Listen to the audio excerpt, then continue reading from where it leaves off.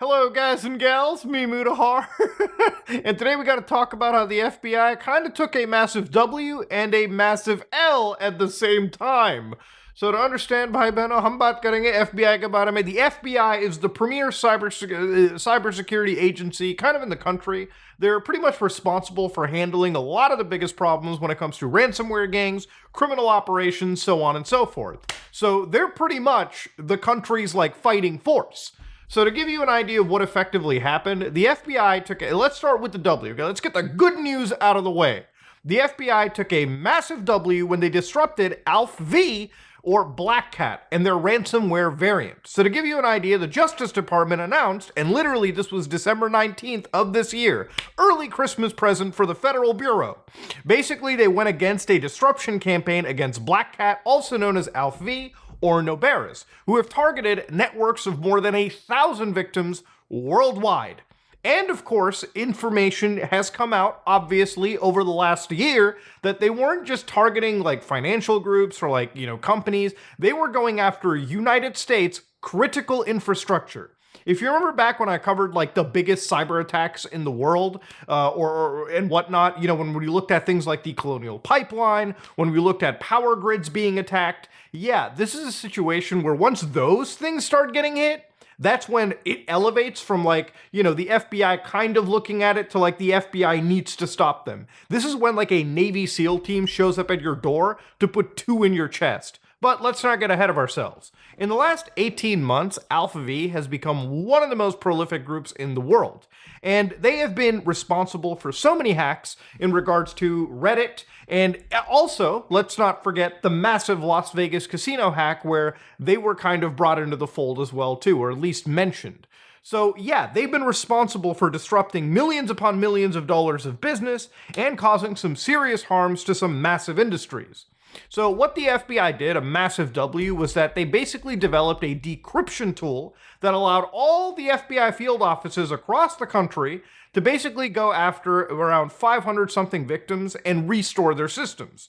So all of the problems they did with their ransomware, where remember, if you look at my virus investigation videos, once you fire up ransomware, it can literally take seconds, if not minutes, to completely ransom an entire system. So you encrypt everything on a drive, you basically prevent the actual user from accessing their files again, and you basically tell them, hey, unless you pay a ransom of whatever cryptocurrency, you're not going to get access to your system again.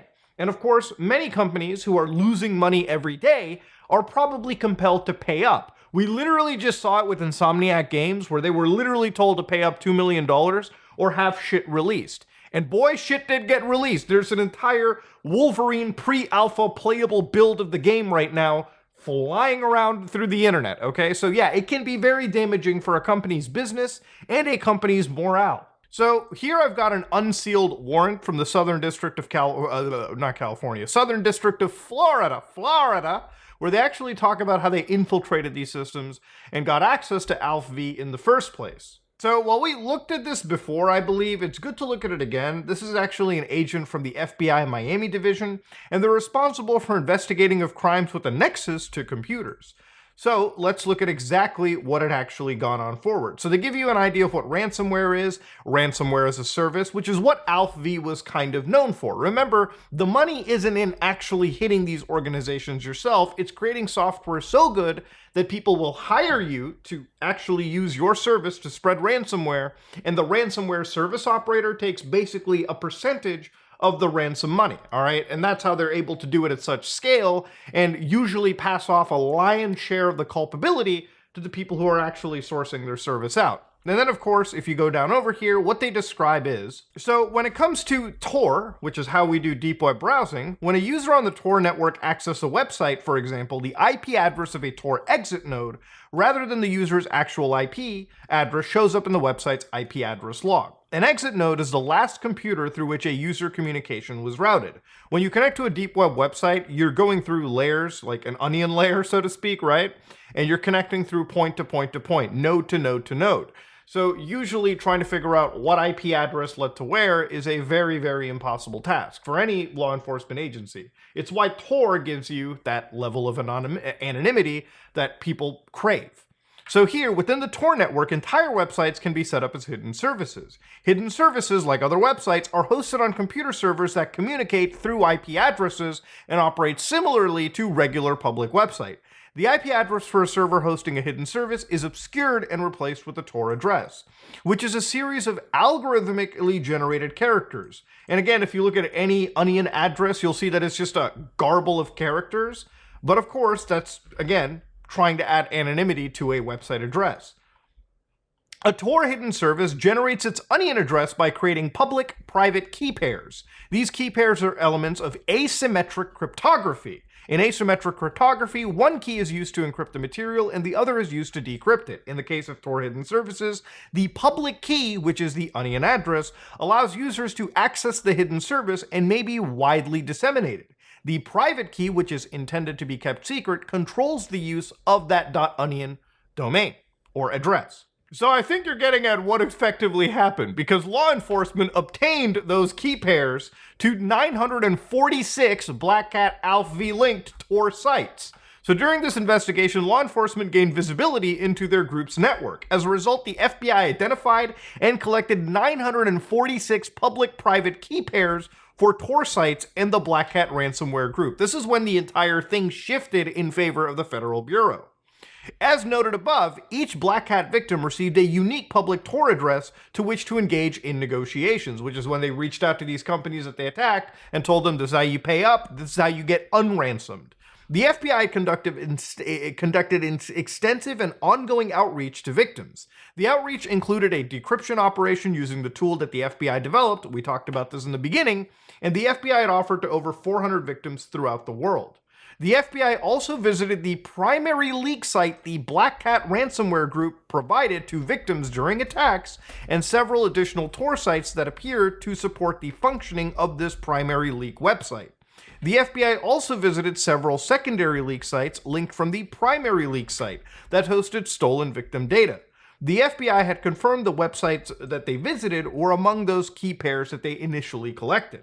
And the thing is, the FBI had lawfully obtained this through a flash drive that is currently sitting at an exact address that I'll probably have to blank out from this video, just again for safety reasons. Not that the FBI needs to have things added for safety reasons, I think they got that shit covered. But to give you an idea, because they had this FBI, they had this flash drive in their possession, they really didn't have to do physical intrusion onto any of the premises because they had these key pairs anyways. And so they could execute this whether they wanted day or night, okay? All you needed was a computer. And again, if you wanted to see what that flash drive looked like, it was something that you'd pick up from like a little Best Buy thing. That's it. That's the flash drive that brought down one of the most scariest ransomware groups in the country. Yeah, if not the world, not the country. This is going to go back to Russia, okay? So all of this led to the actual website for Alpha V getting seized. And this is, again, what you see when you go to a website that has been seized by law enforcement, right? The website has been seized. The Federal Bureau has seized this site as part of a coordinated law enforcement action taken against Alpha V Black Cat ransomware. So again, you can see that you got the FBI, the DOJ, big dick swinging, top of the page. And of course, you got the rest of the European, federal agencies who are basically sitting over here and saying, yeah, we participated. And of course they did. The action has been taken in coordination with the U.S. Attorney's Office in the Southern District of Florida and the Computer Crime and Intellectual Property Section of the Department of Justice, with substantial assistance from Europol and the Zentrale Kriminalinspection Göttingen. I hope I pronounced that right. I'm not from Europe, but of course, I tried my best. So again, ladies and gentlemen, when they were seized, obviously, as you can imagine, because they had those public-private key pairs, well, this W lasted for all of maybe a few hours when the actual group themselves unseized them. See, because they were both in possession of these key pairs, you could basically run a Tom and Jerry game of seizing and unseizing and seizing and unseizing your website. However, where the L comes into is now the FBI, because of their push against this very dangerous, group, have actually escalated their attacks from financial stuff all the way to terrorism. So let's get down to exactly how. So to give you an idea, one of these websites, and I'm not going to name who, decided to post their actual apology letter and basically give out the actual onion link to their new website, which again, you should never do, which is exactly why anytime I do deep web browsing or cover this stuff, I do everything I can to block out a lot of this shit. Now, AlphaV is back with their new address. And of course, you can see that as of December 13th, they have been talking about multiple groups. So they've added wineries, they've added Price Smart, they've added Viking Therapeutics, Navigation Financial Groups. This is basically what they're known for, okay? So they hit anybody that they can, anybody that they're contracted to hit. And usually they had rules initially going into this. Those rules have so far been thrown into the wind. Now, a larger extended version of their unseizure letter was brought over here. And obviously, as you can see, it's written in Russian. So again, using translation software, we can read the translation as you all know, the FBI got the keys to our blog. Now we'll tell you how it was. First, how it all happened. After examining their documents, we understand that they gained access to one of the DC. Because all of the other DC were untouched, it turns out that they somehow hacked one of our hosters. Maybe even he himself helped them, so they're alluding to, again, an inside job, which could very much be the case too.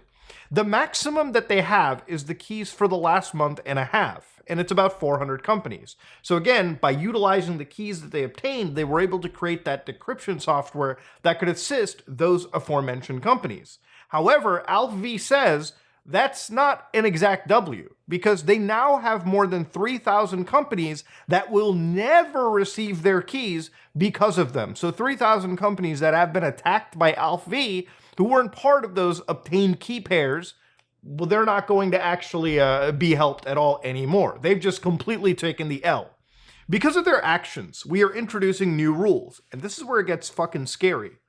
Or rather, removing all rules, except one. You cannot touch the CIS. For anybody that doesn't know what the CIS is, the CIS refers to the Commonwealth of Independent States, which are, again, these are states that are mostly Russian states. So you've got the Russian Federation. In fact, I'll show you the membership right here. You've got Armenia, Azerbaijan, Belarus, Kazakhstan, Kyrgyzstan, Moldova, Russia, Tajikistan, and Uzbekistan.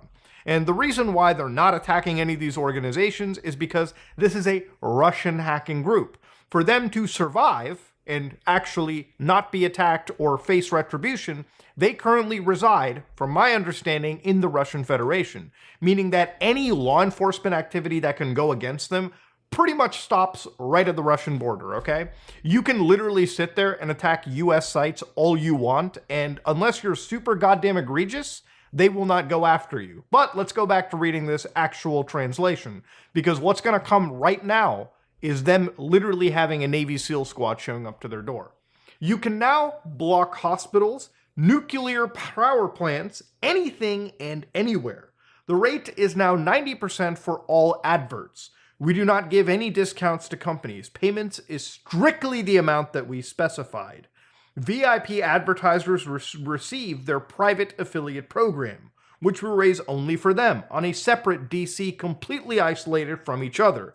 Thank you for your experience. We will take into account our mistakes and work even harder, waiting for your whining in chat rooms and requests to make discounts that no longer exist. So to understand, ladies and gentlemen, the FBI, while there was definitely a W to be had over here, this group wasn't actually taken down at all. In fact, they exist and they're more pissed than ever. The silver lining here is that they are now admitting to wanting to attack nuclear power plants, which, if you understand, this is what we refer to as critical infrastructure. And critical infrastructure is treated a lot differently than like a company or a business. You know, it's one thing to attack like a casino and make them lose like tens of 15s of millions of dollars a day or some shit.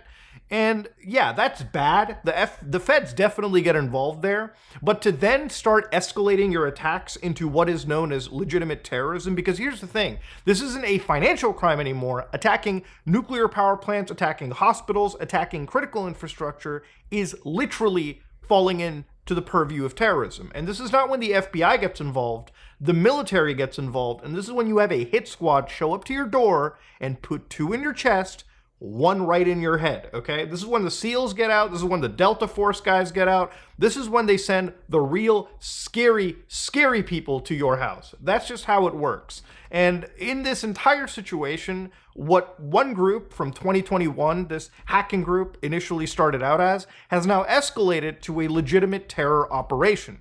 And that's one thing the FBI definitely takes an L on. You see, when you stop these organizations, you better 100% stop them on their tracks. And this wasn't like the FBI was hitting a small organization, in my opinion. It wasn't like they were hitting some script kiddies that got a little bit too over their heads. These guys are a legitimate nation-state hacking group that aren't just there to like steal money or ransom like companies anymore. For them, this is a personal matter at this point. And when personal matters get involved, there's tons more damage that gets spread around. And so the feds better have a plan. Otherwise, who knows what these guys do going into 2024, maybe even 2025. I suspect that this group either becomes so infamous that they cause some real damage that even your grandmother will find about one day, not just watching a fat guy on YouTube talk about it. Or this could be a situation where they push themselves so much to the point that the United States will send military intervention or will send some law enforcement agency to start actually putting like 2 in the chest, 1 in the head. This is not a situation of they're going to bring the handcuffs with them. No. They're going full on, magazines ready, with the full intention of stopping these idiots. And that's pretty much how it comes down to. But yeah, this is quite possibly one of the largest ransomware groups in the world, one of the largest hacking groups in the world that offers their services for anybody to rent. And now it's become a personal matter for them. So let's see how the feds respond. Let's see how these guys respond. Because for now, this seizure was short-lived. They have unseized themselves, and they have brought upon the full extent of their nerd anger against the full extent of federal nerd anger. That being said, ladies and gentlemen, this is me, Mutahar, and if you like what you saw, please like, comment, and subscribe. Dislike if you dislike it. I am out.